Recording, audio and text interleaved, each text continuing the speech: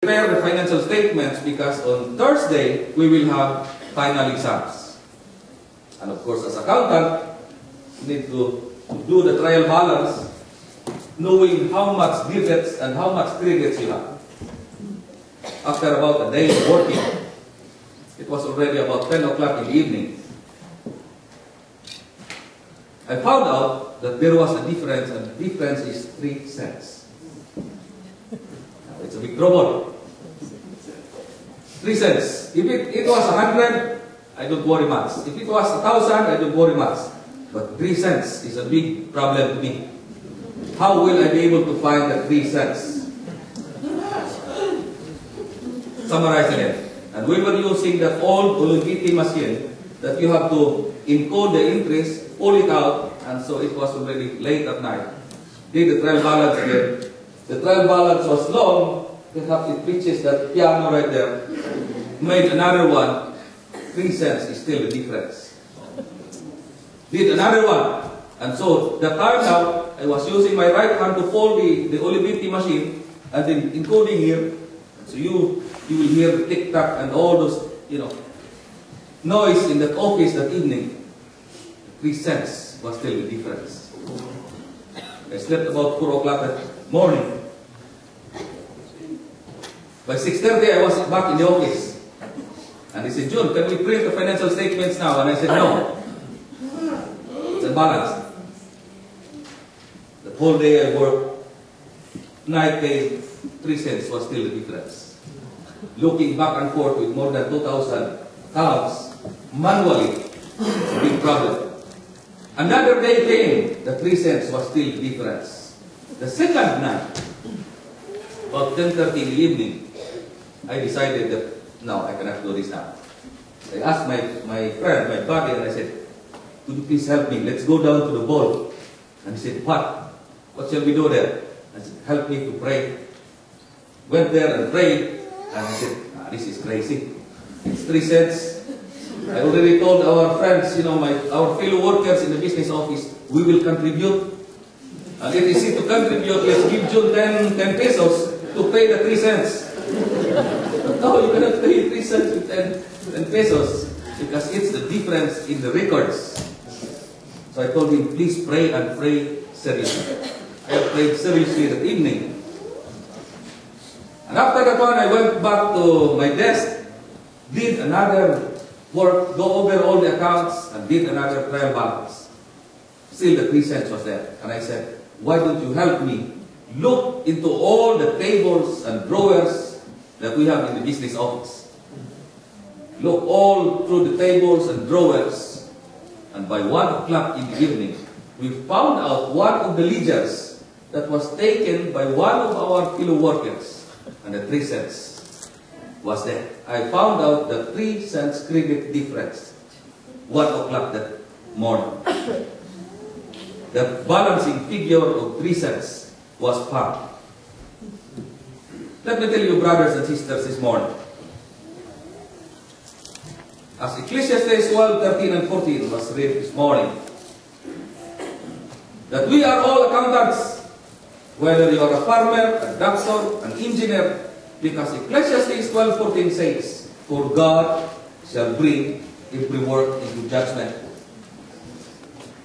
Whether it be good or evil, He will bring it to judgment, and each one of us has to account for what we are doing today on the judgment day."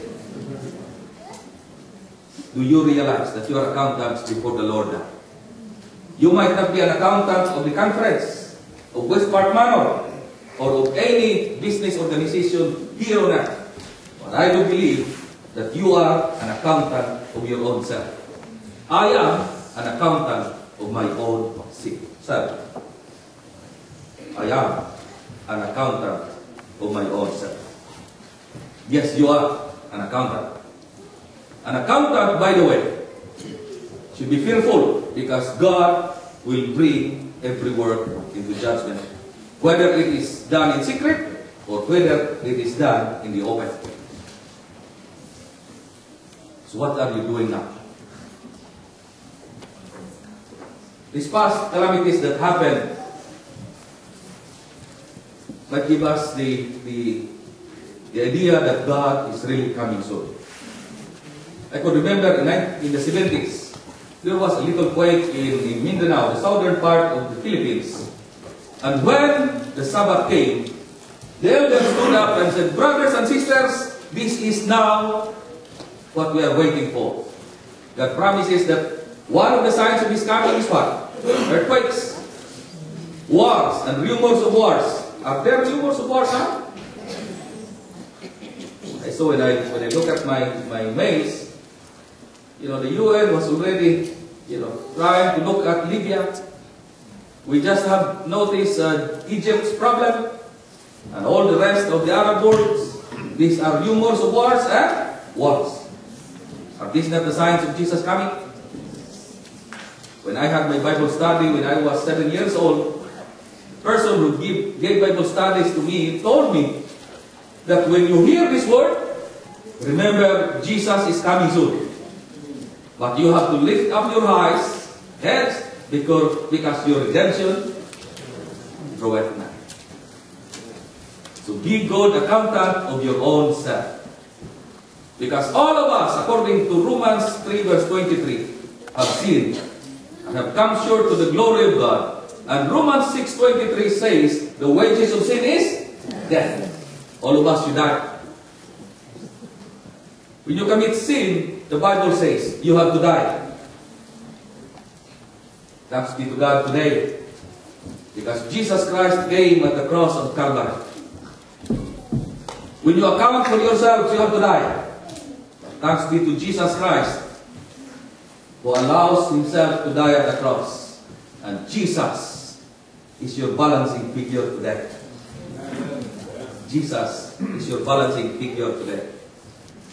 When Jesus would come the second time, and we all face that judgment day, meets that throne of grace.